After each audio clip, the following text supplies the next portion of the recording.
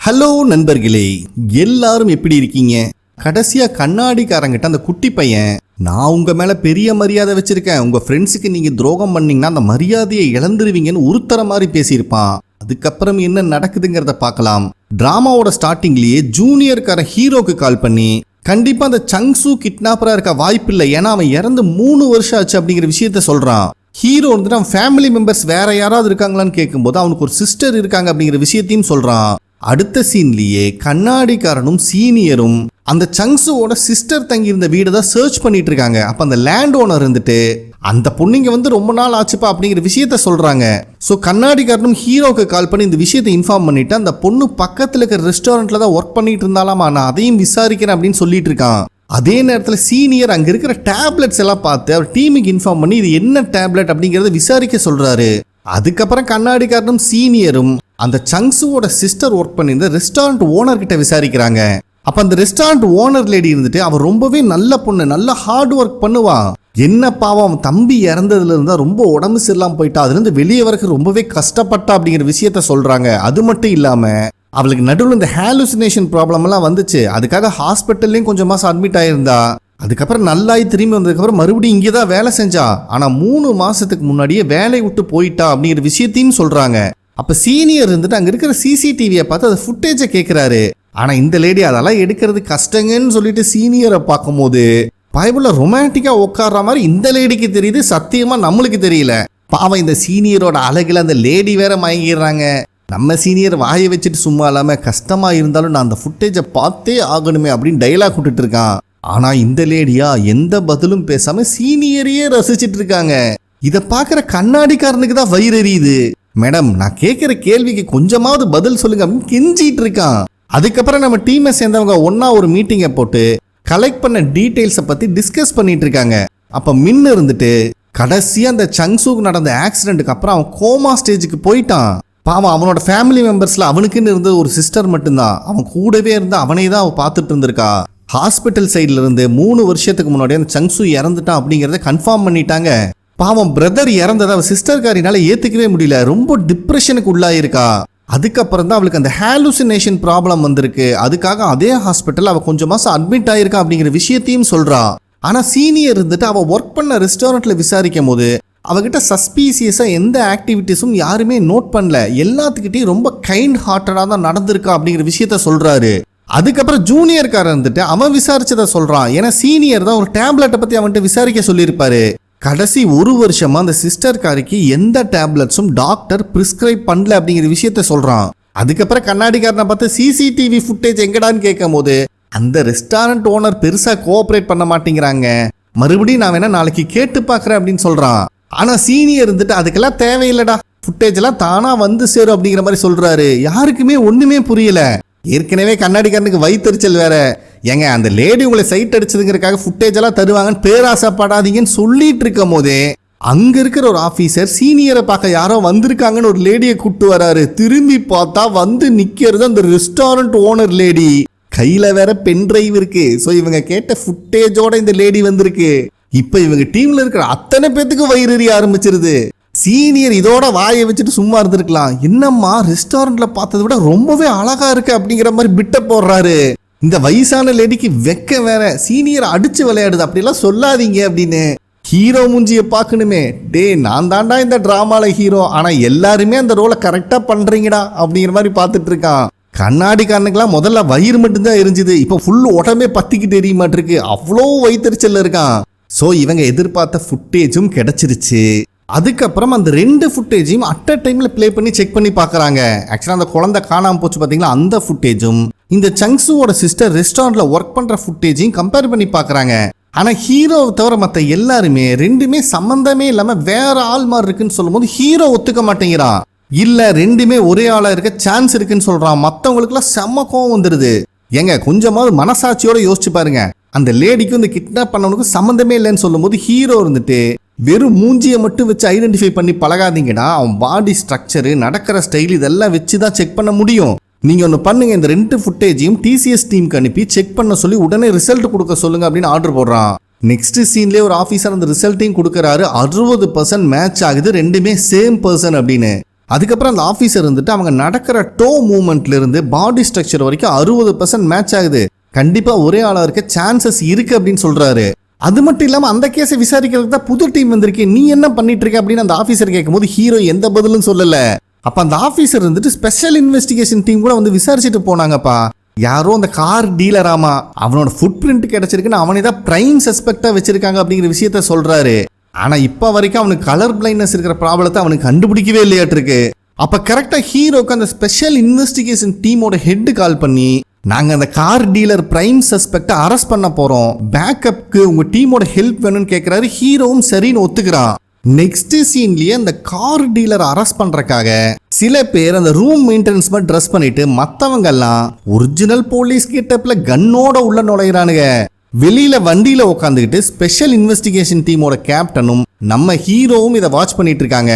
Already இந்த special team இன்வெஸ்டிகேஷனோட captain request பண்ண மாதிரி நம்ம ஆளுகளும் இவங்களுக்கு ஹெல்ப் பண்ணிட்டு தான் இருக்காங்க. ஸோ கரெக்டாக அந்த கார் டீலரோட ஃப்ளாட்டுக்கு முன்னாடி வந்து நம்ம ஆளுங்க நின்னுறாங்க. இவங்க கதவை தட்டும் போது அந்த யூனா பொண்ணு மயக்கமா இருந்தா பாத்தீங்களா, அந்த டோரை யாரோ லாக் பண்ணிட்டு வெளியே வராங்க. மறுபடியும் இவனுக்கு இருந்துட்டு, சார் மெயின்டெனன்ஸ்க்காக வந்திருக்கோம், இங்க ஃபுல்லா இன்ஃபெக்ஷன் ஆயிருக்காமா, ஸோ மருந்து அடிக்கணும், கொஞ்சம் கதவை திறங்க அப்படின்னு சொல்றானுங்க. அப்ப கரெக்டா அந்த கருப்பு ட்ரெஸ் போட்டிருந்த கிட்னாப்பர் யூனா சம்பந்தமான டீடைல்ஸ் எல்லாம் துணியை போட்டு மூடி வைக்கிறாங்க. சார் கதவை திறக்கிறீங்களா இல்லையா அப்படின்னு வெளியிருந்து சத்தம் போட்டுட்டு இருக்கும்போது கரெக்டா டோரும் ஓபன் ஆகுது. பார்த்தா உள்ள இருக்கிறது சங்சுவோட சிஸ்டரு. வெளியே அந்த மருந்தடிக்கிற கெட்டப்ல வந்திருக்கிறது வேற யாரும் இல்ல, நம்ம கண்ணாடிக்காரன் தான். இவங்க கண்ணை பார்க்கும் போதே தெரியுது ஆள் பதட்டமா இருக்காங்க அப்படின்னு. மேடம் இங்க நிறைய இன்ஃபெக்ஷன் ஆயிடுச்சாமா, ஆஃபீஸ் மெயின்டெனன்ஸ்ல அனுப்பி விட்டாங்க, எல்லா இடத்துலயும் மருந்து அடிக்கணும் அப்படின்னு சொன்னா அவளும் உள்ள விட்டுறா, ஆனாலும் பதட்டமாவே இருக்கா. அப்ப கிச்சன்ல மருந்து ஸ்ப்ரே பண்ணிட்டு இருக்கும்போது கண்ணாடிக்காரங்க குழந்தைங்க சாப்பிட்ற பவுலு ஸ்பூன் எல்லாம் இருக்கிறத நோட் பண்ணிடுறான். அதுக்கப்புறம் பாத்ரூம்ல போய் ஸ்ப்ரே பண்ண பாக்குறான், எந்த டீட்டெயிலும் கிடைக்கல. கரெக்டா அந்த சங்சுவோட சிஸ்டர் யூனா இருக்கிற ரூம் முன்னாடி பூட்டு போட்டாங்க பாத்தீங்களா, அந்த டோருக்கு வெளியவே தான் நின்றுட்டு இருக்காங்க. ஸோ இந்த ரூம் மட்டும் பூட்டு போட்டிருக்கு அப்படிங்கறத கண்ணாடிக்காரன் நோட் பண்ணிக்கிறான். அதுக்கப்புறம் ஒவ்வொரு இடமா ஸ்ப்ரே பண்ணிட்டு இருக்கும் போது அங்க அந்த யூனா சம்பந்தமான டீட்டெயில் எல்லாம் துணி போட்டு மூடி வச்சாங்க பாத்தீங்களா, அதுல அந்த யூனாவோட போட்டோ மட்டும் லைட்டா வெளியே தெரியுது. கண்ணாடிக்காரனும் அப்படியே போய் கிட்ட பார்க்கலாம் ட்ரை பண்ணும் போது கரெக்டா இவங்கிட்ட இருக்கிற ஹேண்ட் கஃபை சங்சுவோட சிஸ்டர் பாத்துறாங்க.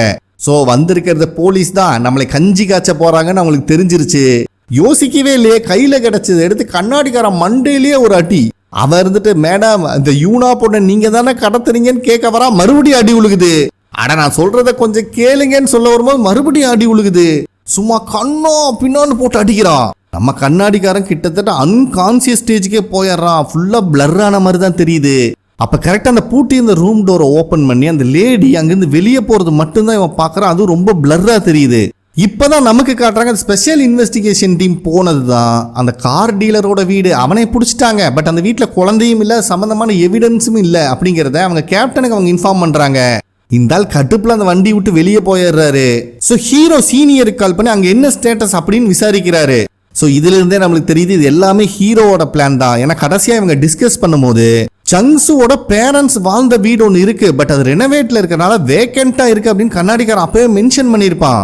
ஹீரோ அதை கரெக்டா கெஸ் பண்ணி அந்த வீட்டுக்கு தான் இவங்க ரெண்டு பேரும் அனுப்பி வச்சிருக்கான்.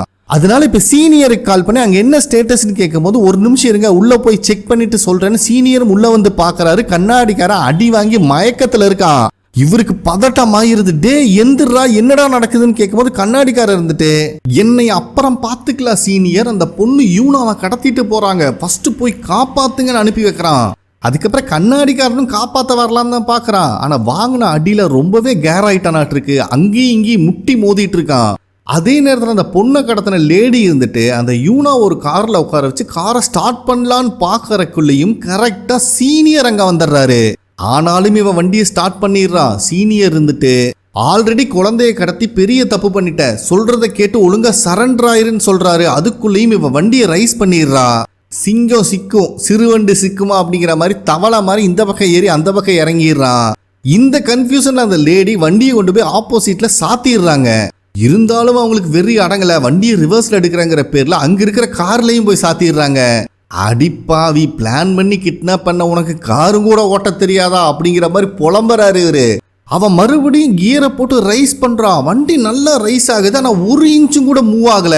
என்னடான்னு பார்த்தா நம்மால் தான் பெரிய பாக்ஸர் ஆச்சே, அந்த வண்டியை மொத்தமா கையில் தூக்கி பிடிச்சி நின்றுட்டு இருக்காரு. அவளுக்கெல்லாம் செம்ம ஷாக் ஆகுது.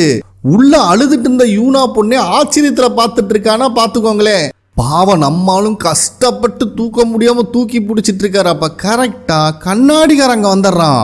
அதுக்குள்ளேயும் கரெக்டா காரோட ஃப்ரண்ட் சேஸ் தனியா கழுந்து ஒரு கையோட வந்துருது. அப்ப மறுபடியும் அந்த கிட்னாப்பர் லேடி வண்டியை ரைஸ் பண்றாங்க. கரெக்ட் டைம்ல கண்ணாடிக்காரன் சீனியரை காப்பாத்திடுறான். இல்லைன்னா அவர் மேல விட்டு ஆட்டியிருப்பாங்க. டேய், காரை தூக்கி ரொம்பவே டயர்ட் ஆயிட்டேன், தயவு செஞ்சு நீ போய் காப்பாத்துறான்னு அனுப்பி வைக்கிறாரு. அதனால கண்ணாடிக்காரனும் விரட்டுன்னு விரட்டிட்டு வரான். ஒரு கட்டத்துல அந்த லேடி ரொம்ப ஸ்பீடா வண்டி ஓட்ட ஆரம்பிச்சிருது. கடுப்பானவ கன்னை எடுத்து சும்மா மேல பார்த்து ஷூட் பண்றான். அப்பவும் அந்த லேடி வண்டியை நிறுத்துற மாதிரி இல்ல. சரி பேசாம கார் டயரை ஷூட் பண்ணலான்னு எய்ம் பண்றான். இவன் தான் ஆல்ரெடி ஒலிம்பிக்ல ஒரு டைம் கோட்டை விட்டானே, அந்த விஷயம் தான் ஞாபகத்துக்கு வருது. அதனால கன்னை கீழே இறக்கிடுறான். ஆனா மறுபடியும் இவன் கண்ணுக்கு முன்னாடி இவன் குழந்தைங்க இவன் ஃபேமிலின்னு சொல்லிட்டு இவனோட ரெஸ்பான்சிபிலிட்டிஸ் தான் கண்ணுக்கு தெரியுது. அது மட்டும் இல்லாம குழந்தைங்க இவன் மேல உசிரியே வச்சிருக்காங்களே, அதே மாதிரி தானே கடத்தப்பட்ட குழந்தையும் அவங்க அப்பா மேல உசுர வச்சிருப்பான். அதை மனசுல நினைச்சிட்டு ஓ சாமியோ அப்படின்ட்டு கரெக்டா ஒரு ஷாட்டையும் அடிக்கிறாப்புல. இது கரெக்டா காரோட டயர்லயே படுது. இதனால காரு நில குழஞ்சு பக்கத்துல கிராஷ் ஆகி அங்கேயே நின்றுது. இந்த கிராஷ் ஆன பயத்துல அந்த யூனா பொண்ணு ரொம்ப சத்தம் போட்டு அழுக ஆரம்பிக்கிறா. ஸோ இதை பார்க்கும் போது அந்த கிட்னாப்பர் லேடி என்ன நினைச்சான்னு தெரியல, காரை விட்டு வெளியவே போல அங்கேயே உட்காந்துக்கிறா. அதுக்குள்ளேயும் கண்ணாடிக்காரனும் சீனியரும் அங்கே வந்துடுறாங்க. கண்ணாடிக்காரன் குழந்தைய சேஃபாக காப்பாத்திடுறான். சீனியர் அந்த லேடியை ஹேண்ட் கஃப் போட்டு அரெஸ்டும் பண்ணிடுறாரு. அதுக்கப்புறம் அந்த லேடியை ஸ்டேஷன்ல வச்சு விசாரிக்கிறாங்க. அப்ப அந்த லேடி இருந்துட்டு, ஒரு நாள் என்னோட ரெஸ்டாரண்ட்டுக்கு இவன் ஃபேமிலியோட வந்திருந்தான், இவனை பார்த்த உடனே நான் கண்டுபிடிச்சிட்டேன். என் தம்பிக்கு ஆக்சிடென்ட் ஆகி அவன் கோமா ஸ்டேஜுக்கு போக காரணமானவன் மட்டும் ஃபேமிலியோட நல்லா இருக்கான். அதை எப்படி சார் என்னால ஏத்துக்க முடியும்? யோசிச்சு பாருங்க, 13 வருஷம் என்னோட தம்பி கோமா ஸ்டேஜ்ல இருந்திருக்கான். அவன் இப்படி இருக்கிறத நினைச்சே என்னோட பேரண்ட்ஸும் இறந்துட்டாங்க. கடைசி வரைக்கும் என்னோட பிரதரும் என்கிட்ட திரும்பி வரல, அவனும் கோமா ஸ்டேஜ்லயே இறந்துட்டான். என் மொத்த லைஃபையும் கெடுத்தவன் அவன். ஆனா இவ்வளவு பண்ணிட்டு அவன் மட்டும் ஃபேமிலியா சந்தோஷமா இருக்கான். அதனாலதான் அவனை பத்தி ஒவ்வொரு டீட்டெயிலையும் கலெக்ட் பண்ண ஆரம்பிச்சேன். ஆனா அவன் ஃபேமிலியோட சந்தோஷமா இருக்கிறத என்னால ஏத்துக்கவே முடியல. ஏன்னா எந்த தப்புமே பண்ணாத என் மொத்த குடும்பத்தையும் செதைச்சவன் அவன் அப்படின்னு இவங்க சொல்லும் போதே, அப்ப இதுக்காக தான் அந்த குழந்தைய கிட்னாப் பண்ணியான்னு ஹீரோ கேட்கிறான். அப்பதான் நடந்த விஷயத்த காட்டுறாங்க. இந்த கிட்னாப்பர் லேடி அதுக்கப்புறம் இன்ச் பை இன்ச் அந்த குழந்தைய ஃபாலோ பண்ண ஆரம்பிச்சிருக்காங்க. அவங்க அம்மா கூட விளையாடுறது, வெளியே ஷாப்பிங் போறதுன்னு எந்த இடத்துலயும் அவங்களை விடல. அப்பதான் அவங்க ரெகுலரா ஃபாலோ பண்ணும்போது தேர்ஸ்டே அந்த குழந்தைய அவங்க அங்கிள் பிக்கப் பண்றாரு அப்படிங்கிற விஷயம் இவங்களுக்கு தெரிய வந்திருக்கு. ஸோ பக்காவா பிளான் பண்ணி கரெக்டா அவங்க அங்கிள் பிக்கப் பண்ற அதே தேர்ஸ்டே இவங்களும் ஒரு மேல் மாதிரி கெட்டப் போட்டு கையில ஒரு பொம்மையோட போய் நின்றுருக்காங்க. யூஸ்வலா எல்லா குழந்தைங்களையும் அவங்க அம்மா தான் பிக்கப் பண்ணுவாங்க. ஸோ அந்த இடத்துல இருந்த ஒரே ஜென்ஸ் இவங்கிறதுனால அந்த குழந்தையும் அங்கிள் நினைச்சவங்க கூட வந்திருக்கு. அப்போ இதுதான் உன்னோட பிளானான்னு ஹீரோ கேட்குறான். அப்போ அந்த லேடி இருந்துட்டு, நம்ம ஃபேமிலியில முக்கியமான ஒருத்தரை இழந்தா வலி எப்படி இருக்குன்னு அவனுக்கு தெரியப்படுத்தணும்னு நான் நினைச்சேன். ஆக்சுவலா என்னோட பிளானே அந்த குழந்தை கூட சேர்ந்து நானும் செத்து போகணுங்கிறது தான். ஆனா அந்த குழந்தைய பார்க்கும் போதெல்லாம் எனக்கு கொல்றதுக்கு மனசு வரல. எவ்வளவோ ட்ரை பண்ணேன். என்னதான் இருந்தாலும் என் தம்பி மாதிரி அந்த குழந்தைய ஒரு இன்னசென்ட் தானே, அப்புறம் எப்படிங்க நான் கொல்லுவேன் அப்படின்னு சொல்லி ஃபீல் பண்ணி அழுகிறா. அதே டைம்ல ஸ்டேஷன்ல இருக்கிற அந்த யூனா பொண்ணுக்கு அங்க இருக்கிற பொம்மையெல்லாம் காட்டி ஒரு வழியை ஜாலி மூடு கொண்டு வந்துடுறாங்க. அப்ப கரெக்டா அந்த யூனாவோட அப்பா அம்மா அங்க வந்துடுறாங்க. குழந்தைய மறுபடியும் பார்த்ததுல அவங்க அம்மாவுக்கு ரொம்ப சந்தோஷம். அவங்க அப்பாவா எல்லாத்துக்கும் தேங்க்ஸ் சொல்லிட்டு இருக்காரு. இதை பார்க்குற கண்ணாடிக்காரனுக்கு ரொம்ப சந்தோஷமா இருக்கு. ஒரு வழியே இந்த குழந்தைய அவங்க அப்பா அம்மா கூட சேர்த்திட்டா அப்படிங்கிற நிம்மதி தான் அவன் கண்ணில் தெரியுது. அதுக்கப்புறம் இவனோட குழந்தைங்க ஞாபகம் வந்துடுது. அதனால அவங்க கூட ஃபோன் பண்ணி பேசிட்டு இருக்கான். அந்த குழந்தைங்களும் கண்ணாடிக்காரனோட நெத்தியில் அடிபட்டு இருக்கிறத பார்த்து இது எப்படி ஆச்சுன்னு கேட்கும் போது, பேட் கைஸ் அப்பா ஃபாலோ பண்ணிட்டு போனா அப்ப அடிபட்டுருச்சுன்னு சொல்றான்.